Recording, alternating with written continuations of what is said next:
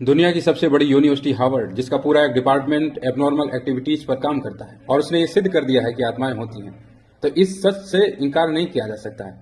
जो वास्तविकता है वो वास्तविकता है। तो भूत प्रेत होते हैं, लेकिन 3 से 4% मामलों में ही आत्माएं किसी शरीर पर कब्जा कर सकती हैं। बड़ा दुष्कर होता है किसी आत्मा के लिए किसी शरीर पर कब्जा करना, यह आसान नहीं होता है। वहीं 95% साइकोलॉजी का खेल होता है। आज मैं आपसे बात करूंगा, हमें डरावने सपने क्यों आते हैं और किस समय आते हैं, इनसे हम कैसे बच सकते हैं। रात्रि 4 पहरों में होती है।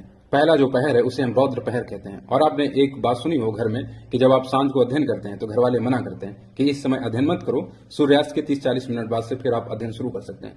उसके पीछे कारण है। और एक चीज आपने नोटिस की हो कि दोपहर में 2 बजे से लेकर शाम को 7 बजे तक इस बीच में सबसे ज्यादा लड़ाई झगड़े होते हैं। उसके पीछे भी कारण है, और वह कारण है तामसिकता। व्यक्ति की तामसिकता इसमें सबसे ऊपर होती है, और तामसिकता के कारण लड़ाई झगड़े, विवाद, फसाद ये सब होता है। और इस समय अध्ययन के लिए भी मना किया जाता है। तो फिर संध्या काल आरती के लिए, परमात्मा को भजने के लिए ये तामसिकता बहुत है। विवाद हो सकते हैं, इसलिए जो है अपना एकांत में रहकर परमात्मा को भजो, अपना खेलो कूदो, जो भी करना है करो, लेकिन सूर्यास्त के बाद फिर दूसरे काम कर सकते हैं। और रौद्र पहर में 6 से 9 के बीच में सोने के लिए भी मना किया जाता है। और दूसरा जो पहर आता है वो 9 से 12 का है, और ये पहर है राक्षस पहर। और इस समय भी व्यक्ति को नहीं सोना चाहिए। व्यक्ति को सोना चाहिए 9:30 से 10:30 के बीच में। आधा घंटा 1 घंटा जो है राक्षस पहर का निकाल कर फिर आप सोइए। और जो अगला पहर आएगा राक्षस पहर के बाद वह गंधर्व पहर होगा, जो उत्तम है लेकिन सर्वोत्तम नहीं। ये पहर ऐसा है, गंधर्व पहर ऐसा समझ लो कि इसमें अच्छाइयां भी हैं और बुराइयां भी। तो जितने भी आपको डरावने सपने आते होंगे, यदि आपने नोटिस किया हो, तो राक्षस पहर का जो अंतिम घंटा है 11 बजे से लेकर वह जो है 1:30 बजे 2 बजे के बीच में होता है, यानी गंधर्व पहर के 1 घंटे बाद और राक्षस पहर के 1 घंटे पहले। इस दौरान आपको सबसे ज्यादा डरावने सपने आते हैं। आपने नोटिस किया हो कि इसी समय आपको भय भी ज्यादा लगता है। वह रात्रि में 11 बजे से लेकर 2 बजे के बीच में, 1:30-2 बजे के बीच में यही समय होता है। और डरावने सपने क्यों आते हैं? यदि आप मानते हैं कि आपके अलावा भी कोई है, शरीर जिनका छूट गया है लेकिन आत्माएं अभी भी मौजूद हैं। शरीर क्या है?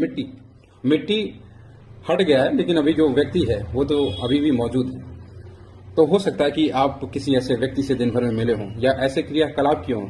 आप जिस दिन भी आपको डरावना सपना आए, आप पूरी अपनी दिनचर्या को नोटिस करना है, और फिर से वही दिनचर्या जो आपने पिछले दिन की थी, आज फिर से वही दिनचर्या करोगे, तो इसकी पूरी संभावना है कि फिर से आपको अगली रात में भी डरावने सपने आएंगे।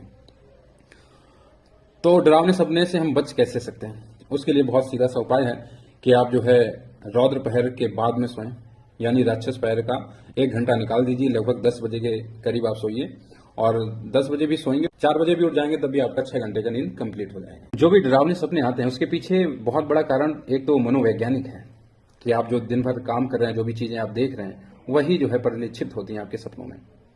तो जैसे आप सोने जा रहे हैं कि आपको 10 बजे सोना है, तो लगभग 8 बजे आप अपना फोन और इत्यादि चीजें बंद कर दीजिए। उसकी अपेक्षा कोई पुस्तक उठा लीजिए, पढ़ते रहिए। लास्ट के जब 2 घंटे बच रहे हैं, आप सोने जा रहे हैं, आप 10 बजे सो जाइए।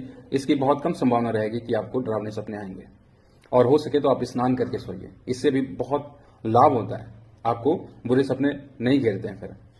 और तीसरा जो सबसे उत्तम और सर्वोत्तम उपाय है वह है कि जब भी आप समझिए कि आप सोने जा रहे हैं, ठीक है, आप 1-2 मिनट बाद सो जाएंगे, नींद की आगोश में आ चुके हैं, तो चेहरे पर थोड़ी सी मुस्कुराहट लाइए और मुस्कुराते हुए सो जाइए। बड़े कमाल की बात है कि जब भी कोई स्पिरिट, यदि पहली बात तो है कि मनोवैज्ञानिक कारण सबसे ज्यादा होते हैं इसमें, लेकिन कुछ कारणों में स्पिरिट के भी कारण होते हैं, आत्माओं के भी कारण होते हैं, जिसकी वजह से आपको भय लगता है। और यदि आप मुस्कुराते हुए सोते हैं तो कितना भी बड़ा भय हो वह धराशायी हो जाता है। और भय से मुक्त होने का इकलौता उपाय है कि एक बार आप उसे फेस कर लीजिए। लड़ेंगे, हारेंगे, टूटेंगे, जो है ही नहीं, जो दिख ही नहीं रहा, उससे आप लड़ नहीं सकते हैं। तो सबसे बड़ा जो उपाय हो सकता है कि आप मुस्कुराकर सो जाइए। और जब आप मुस्कुराते हुए सोते हैं, यदि कोई कारण बनता भी है, तो फिर वह आपको भयभीत करने की क्षमता नहीं रखता है, नष्ट हो जाती है। बड़ा कमाल का यह विज्ञान है अध्यात्म में कि जब आप का शरीर चौड़ा होता है, आप चौड़े होकर सोते हैं या चौड़े होकर बैठे हुए हैं, तब कोई भी आत्मा आपके शरीर में प्रवेश नहीं कर सकती है।